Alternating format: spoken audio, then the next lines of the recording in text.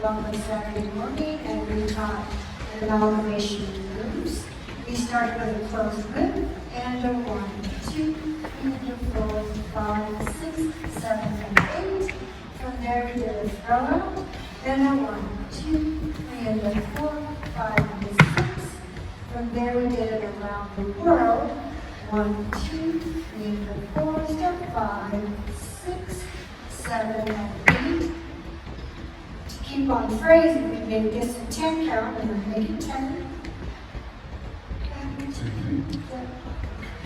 1, 2, 3, and 4, step 5, 6, 7, 8, 9, and 10 is an option.